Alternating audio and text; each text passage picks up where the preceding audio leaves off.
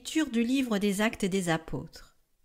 En ces jours-là, dans la ville de Philippe, la foule se déchaîna contre Paul et Silas. Les magistrats ordonnèrent de leur arracher les vêtements pour leur donner la bastonnade.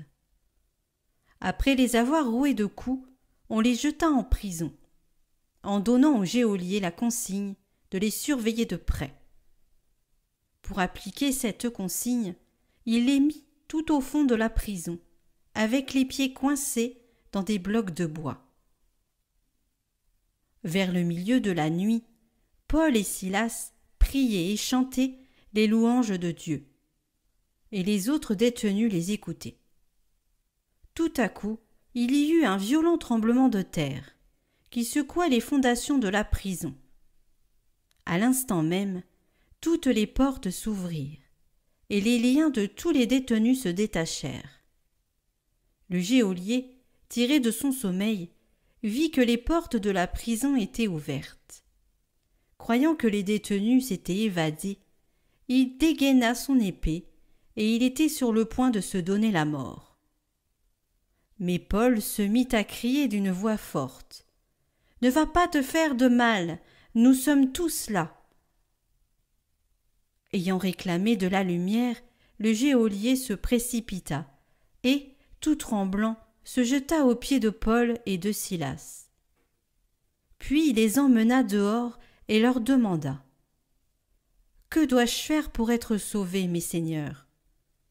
Ils lui répondirent : « Crois au Seigneur Jésus, et tu seras sauvé, toi et toute ta maison. » Ils lui annoncèrent la parole du Seigneur, ainsi qu'à tous ceux qui vivaient dans sa maison. À l'heure même, en pleine nuit, le geôlier les emmena pour laver leurs plaies. Aussitôt, il reçut le baptême avec tous les siens. Puis il fit monter chez lui Paul et Silas. Il fit préparer la table, et, avec toute sa maison, il laissa déborder sa joie de croire en Dieu.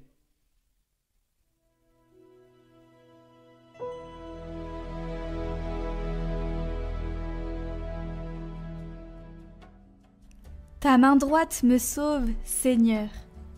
De tout mon cœur, Seigneur, je te rends grâce. Tu as entendu les paroles de ma bouche. Je te chante en présence des anges. Vers ton temple sacré, je me prosterne. Je rends grâce à ton nom pour ton amour et ta vérité.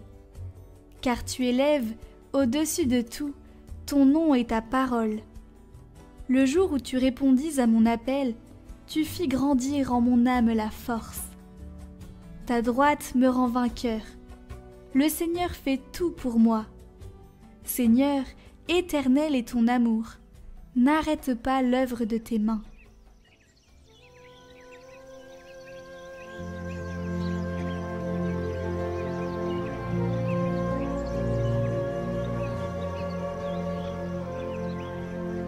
Évangile de Jésus-Christ selon saint Jean. En ce temps-là, Jésus disait à ses disciples : « Je m'en vais maintenant auprès de celui qui m'a envoyé, et aucun de vous ne me demande : Où vas-tu ? Mais, parce que je vous dis cela, la tristesse remplit votre cœur. Pourtant, je vous dis la vérité. Il vaut mieux pour vous que je m'en aille, car si je ne m'en vais pas, le défenseur ne viendra pas à vous. Mais si je pars, je vous l'enverrai. Quand il viendra, il établira la culpabilité du monde en matière de péché, de justice et de jugement. En matière de péché, puisqu'on ne croit pas en moi. En matière de justice, puisque je m'en vais auprès du Père et que vous ne me verrez plus. En matière de jugement, puisque déjà le prince de ce monde est jugé.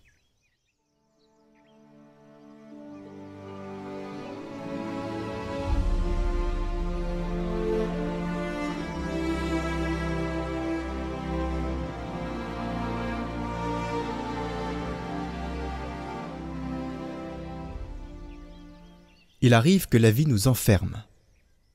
Dans nos pensées, dans nos limites, dans les situations qui ressemblent à des murs. Paul et Silas, roués de coups, enfermés au fond d'une prison, les pieds bloqués, chantent.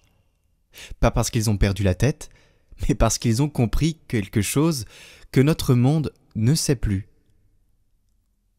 On peut être libre à l'intérieur, même des chaînes. Leur chant, c'est la preuve que l'Esprit Saint n'attend pas que tout aille bien pour se manifester. Il descend au cœur même des geôles les plus sombres pour faire trembler les murs de nos résignations. Le monde peut frapper les corps, mais il ne peut pas faire taire un cœur rempli de foi. Là où l'homme enferme, Dieu ouvre. Là où on attend la fin, Dieu déclenche un commencement. Mais pourquoi faut-il que Jésus s'en aille ? Ce mystère nous déroute encore. Il vaut mieux pour vous que je m'en aille, dit-il. Vraiment ? Eh bien oui, car Jésus dans sa chair est limité à un lieu, à un moment. Mais l'Esprit, lui, vient habiter tous les lieux, tous les temps, tous les cœurs. Il est intime, le défenseur, celui qui murmure quand plus rien ne parle.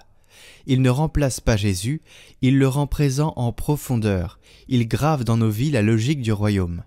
Et il agit aussi dans notre monde, non pour le condamner, mais pour le réveiller, pour montrer le péché de ne pas croire à l'amour, la vraie justice de celui qui a tout donné, et le jugement définitif contre le mal qui a cru pouvoir éteindre la lumière sur une croix. Et nous, en sommes-nous ? Comme le geôlier de Philippe, il peut nous arriver de vivre des secousses dans nos vies, pas toujours des tremblements de terre, mais des événements qui nous désarçonnent. Dans ces moments, beaucoup crient « Que dois-je faire pour être sauvé ?» Et la réponse reste la même « Crois au Seigneur Jésus ». Ce n'est pas un slogan, c'est un chemin. Ça veut dire ouvre-lui ta vie, laisse-toi toucher, laisse-toi enseigner, laisse-toi aimer, et tu verras, comme le geôlier, que la foi peut rendre à la nuit sa lumière, aux larmes leur sens, et à la vie sa joie. Que l'Esprit Saint que Jésus nous a promis ne trouve pas nos cœurs fermés comme des prisons, mais ouverts comme des sanctuaires où Dieu peut tout recommencer.